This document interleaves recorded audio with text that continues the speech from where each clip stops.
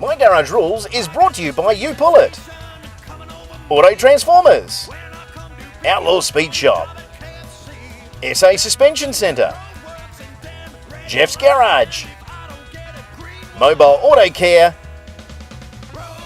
and Black Canvas Photography.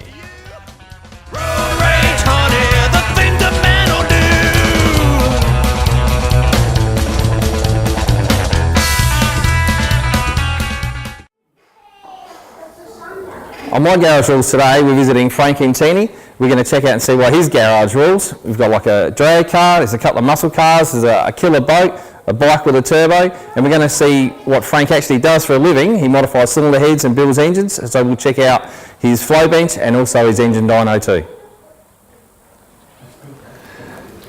So we're not in Frank's garage anymore, we're in his testing facility, and we've got like an engine dyno and a flow bench. Frank, you've been doing cylinder heads for a while now. How did you actually start in the head business?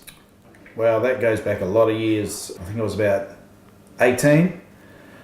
I wanted to make some swarf out of a cylinder head, so we started mucking around as kids. So you started, I remember you were in, was it like Oaklands Road with Michael? Yes, that's right. And we had Michael on before. He's got like a blown black 34 Roadster, and you were with, you called it F&M cylinder heads then, didn't you? That's right, yep.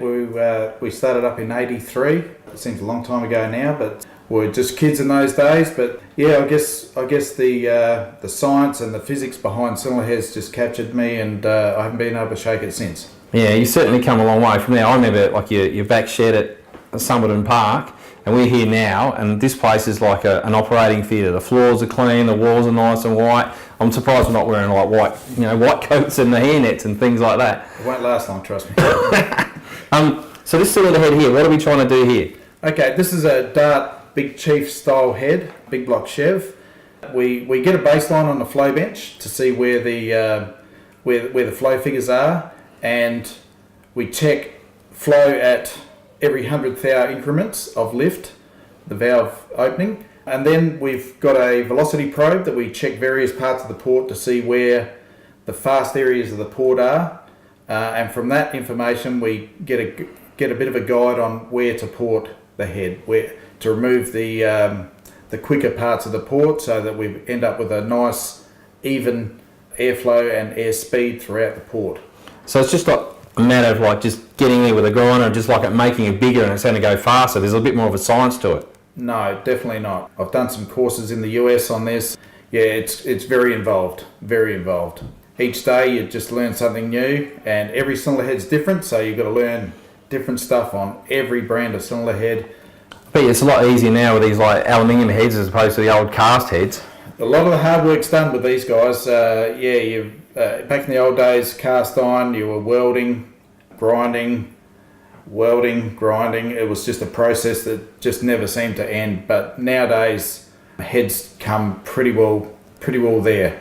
So it's a lot easier these days. So like a head like this, how much extra time would you have to spend on it to get it to where you want it? You're probably talking around 20 hours.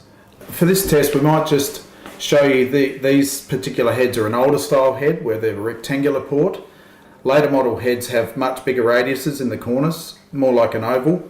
This test will show that the corners of the port are a dead area, and that's why they've gone to the oval port, and it gives us a lot more even airspeed figures throughout the port. Okay. And so with this probe here, what do you actually do with that? That's a velocity probe, so we actually place the probe in any area of the port, and on the computer we register or record the airspeed figures, and from that tells us where to port the head and where to stop. Okay, no worries. Well, let's fire this up.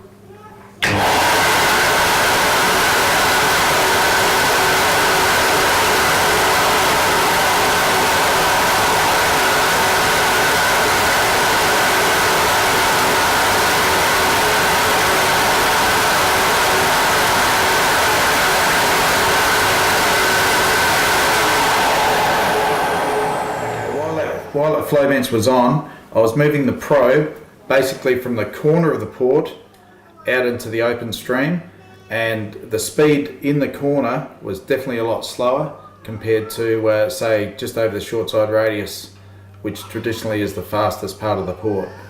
So it just gives you a demonstration of why nowadays the ports are more oval shaped.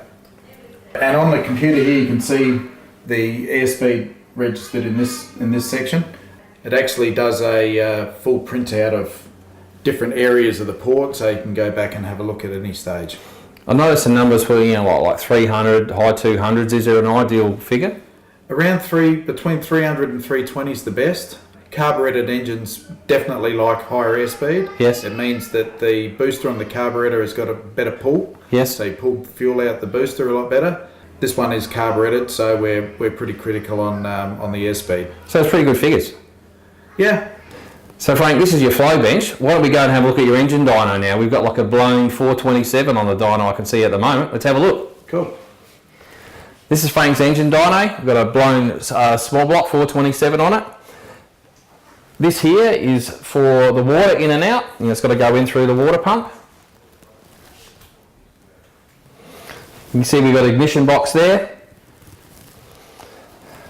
Basic things you need: battery for power. It's obviously got to have an exhaust on it, and that goes out muffled and it's out to atmosphere. Also, these big pipes here, you'll see there for the water retarder. The water retarder is basically how you put load on the engine. So by adjusting the water in and out, that's how you adjust the load on the engine. On the other side, down the bottom, you'll see there's some electronic fuel pumps if that's what the engine needs. So Frank, this engine here, it's a supercharged 427 small block. So when it's on the dyno, what sort of things are you changing to sort of give it like more or less horsepower? Okay, so I guess the main thing would be fuel, the amount of fuel that goes into the engine, so jetting, ignition timing. You might play with cam timing, but mainly it's external adjustments. Right. What sort of power do you think would come out of this one? I think this should make around the 750 mark. It's really only a mild engine with to run on petrol. The comp's down a little bit. It was built for a street rod, so it's pretty basic. And coincidentally, this engine is actually for sale. So if you want to contact Frank and make him a decent offer, like that's what he wants for it. When I consider there's a lot of value in there, I know he's could spend a lot more than that on it. Contact Frank. You might be able to put that in your own hot rod. Well, let's check out the control room and see what all the gauges and switches actually do. So Frank, this is the control centre of the engine dyno. And we can see, you know, we've got base things like boost and oil pressure. That's obviously the loud pedal, make it faster and slower. And they're all the basic gauges. But on the computer screen, that's what you're mainly looking at all the time, isn't it? So I can see we've got like exhaust tent. So obviously if it goes 2 litre, it gets banged. So you really want to watch that. Keep an eye on that. You always got one eye on the oil pressure. And here you've got a live torque graph. So if you see the torque graph dip or drop, then that could be a possible problem, such as detonation or a lean condition, something like that. I noticed you got some headphones here. What do you use those for? Not for music. That's actually a knock box. So it's a knock box, like pre-ignition box. Knock box. It's actually called a knock box. So that's basically a refined way of hearing the engine going into knock. Yeah. So that from that, you don't do any damage and you take timing out or richen the engine up, whichever needs doing. Yeah, okay, great. So Frank, say like an engine like this, how long would it actually spend on the engine dyno? Normally you'd spend a day. You'll set up the night before, you'll spend the full day making various changes and tests, and it's off by the end of the day. Okay, then, well, thanks very much for showing us your engine dyno, your flow bench. And let's go have a look at some of those cars you've got in your garage now. Cool. Yeah. So you've had your heads on the flow bench. They're flowing good. We've been on the engine dyno. We've got it running maximum horsepower. Then you've got to put it in the car. This is Tom's HQ Statesman, LSX motor, F.I.R.E supercharger. Frank put this one together. It's got about 1,000 horsepower. Bit more old school, toughen up racing boat. Big block, around 800 horsepower. Gary Mutton's iconic HK Premier, blown small block, around 700 horsepower. This is Frank's baby. This has got a lot more horsepower. I'll let him tell us all about it. This is Frank's top alcohol dragster, Frank, tell us all about the motor that was in this and a bit about this motor as well. Okay, the old engine that we had in this car was a 388 cube. It made around the 1800 to 2000 horsepower, depending on what calculators you use. It's actually the quickest 23 degree headed small block Chev in the world, best of 603, and we've pretty well thrashed that combo. There's a little bit left in it. We're trying to crack that 5. We really want to get that time card, but eventually we'll put this sucker in there, and this one's probably going to make around the 2,700 horsepower, so we'll dip right into the 5s. That'd be great. With this combo, yeah. When do you think that's going to be up and running? It's all about money, but yeah, we'll get out there as soon as we can. This game is just a bottomless pit that you throw money in, so we're just doing our best. All right, well, when it's up and running, Frank, we'll love to come back and we'll do like a start up and we'll hear it running. And thanks very much for showing us all your garage toys. No problem, thank you. Thanks.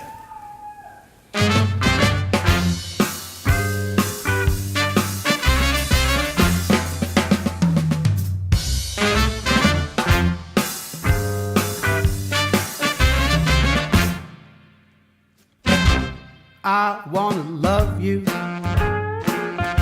all night long. Nobody but you all night long. Yes, I'm gonna give you a whole lot of kissing. I wanna give you the love you've been missing.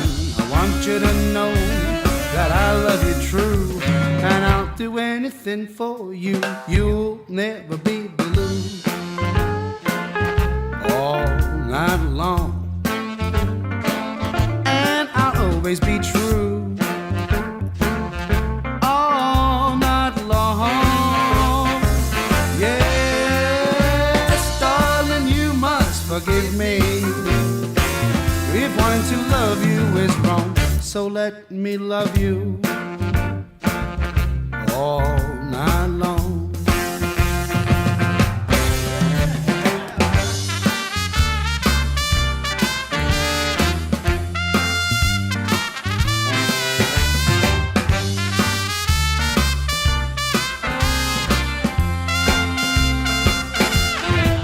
Yes, darling, you must forgive me if wanting to love you is wrong, but let me love you all night long. Why don't you give her a kiss, please? I wanna kiss you, baby, all night long. Give her a hug, James, all the time. I wanna hug you, darling, all night long. Give her another kiss, James, come on. I'm gonna kiss you, baby, all night long. Take it home, James, you know what I mean. I wanna love you all night long.